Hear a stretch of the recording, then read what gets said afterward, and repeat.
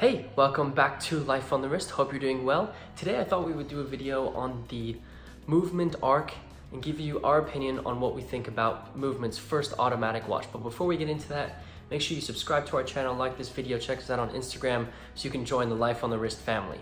So just to give you a little bit of background, MVMT is a multi-million-dollar company that was recently acquired, but it was started by two friends who were in college who decided to start a watch company, and they do many millions of dollars every year in revenue. And in late 2018 they decided to release their first automatic movement. Previously all of their watches had been powered by quartz movements, but they decided to move into the automatic space. Now the founders felt that MVMT had done a really great job about educating people on watches and kind of got them into wearing something on their wrist. So they decided to educate them further by coming out with an automatic movement. I think this is a really great vision by the founders. Obviously I don't wear MVMT watches and that's just my taste, but I can see how it would appeal to a lot of people, and the amount of followers and activity that they have on Instagram, it shows that the mass market really loves their watches. So when we look, I'm going to look at both the technical and the aesthetic side of this watch. So technically it's a 41mm stainless steel case.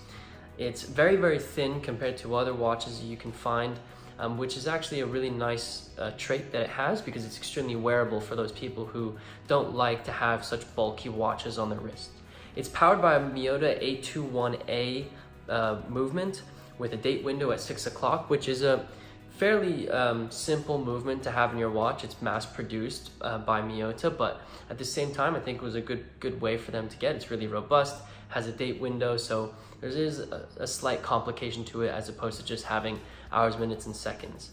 The movement's obviously quite thin, which again goes to the wearability of the watch, which I think is definitely a point in MVMT's favor for producing this watch.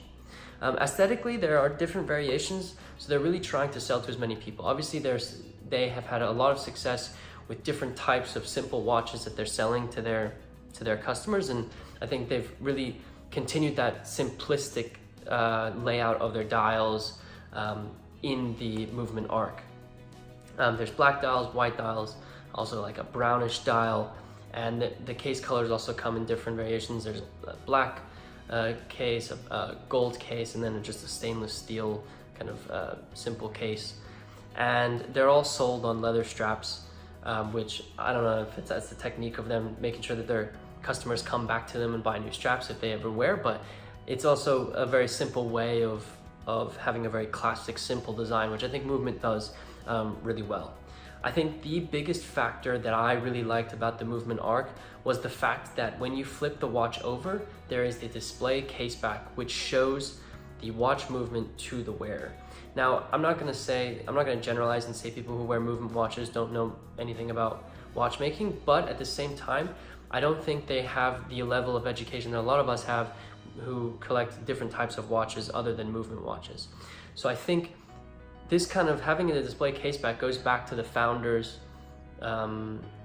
goal by creating this their first automatic watch, is to educate their clients on watchmaking and the watch industry, and being able to have their clients see what's powering their watch, and kind of just getting their eyes onto something that a lot of the times watches don't really show, I think is a way for them to start thinking, oh wow, this is really cool, let me start researching watches, let me figure out what different parts of this movement do, why is this thing spinning, which is obviously the balance wheels. They start learning and educating themselves on watches, and by doing that they may end up moving into other types of watches. I made a video on 4 alternatives to MVMT watches.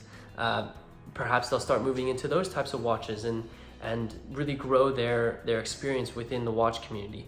So I think the way in which the founders had a vision for their watch and then executed that vision with the creation of it is obviously kind of embodied what their goal is for this watch.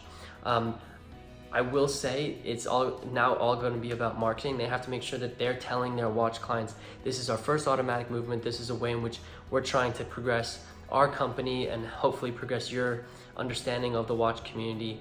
I think it's a wonderful watch, and and at $300 as a price, I think it's a pretty good transition if their watch collectors go from a $50 movement watch into a $300 automatic watch. I can see that progression. Now, for me, if I had an option, if I had $300 lying around and I said, would I want to buy this movement watch? Unfortunately for me, I think I would not end up buying the movement watch, simply because I've experienced other types of watches, and I can see where my $300 can go towards something that I perhaps like a little bit more than a movement watch. This isn't a thing about them being, oh, they're a simple fashion watch, why would I wear fashion watches? It's just because I think I can get a lot more value out of my $300 by putting that towards maybe like a vintage Omega, or perhaps getting a Swatch System 51. I can see that $300 going a lot further for me, and I think that's probably what a lot of you people will see when you think about the movement Arc. However, for the millions of people who wear movement watches, I think the movement Arc is a perfect way for them to progress into something new. If I was to say, if I was to redo that video, I'd probably add the movement Arc into an alternative to a movement watch or a fashion watch, because I think it's a perfect way of them getting into watches and perhaps progressing into something later.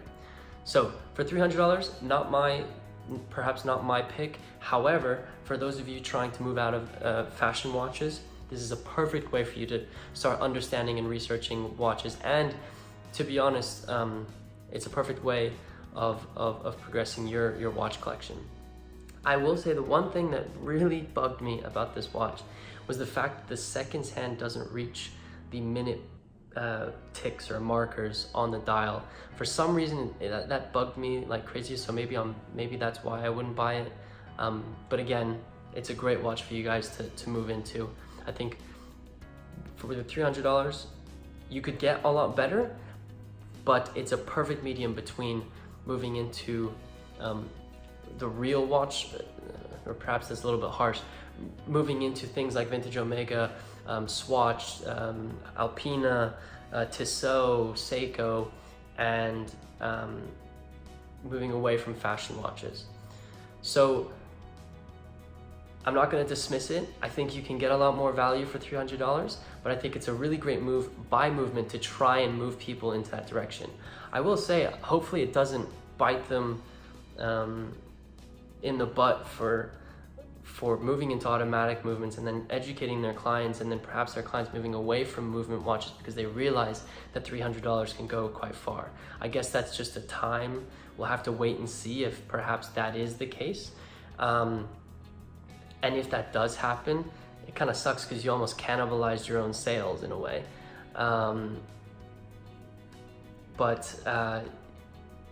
You know, that again, that's a time thing, and I guess we'll see what happens. I wonder what their next step is going to be, if they start moving into chronographs or perhaps doing like a dive watch or something like that. I don't see them doing a dive watch. I think it's a little bit too complicated. Not complicated, but I think it's a little bit outside of what their aesthetic is. So perhaps not that, but it'll be interesting to see where they move.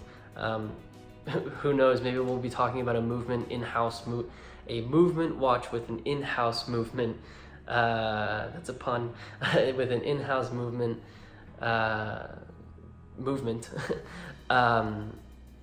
you know, in a couple of years. That would be very interesting to see if they're going to start trying to compete against other Swiss and Japanese and other watch companies. I don't think it would be a smart decision, because I don't think the client who's buying movement watches is really going to move into that. So on that note, I hope this helped you if you're thinking about buying a movement watch and you have $300 that you'd like to spend on a movement Arc. And on that note, hope you guys have a nice rest of your day.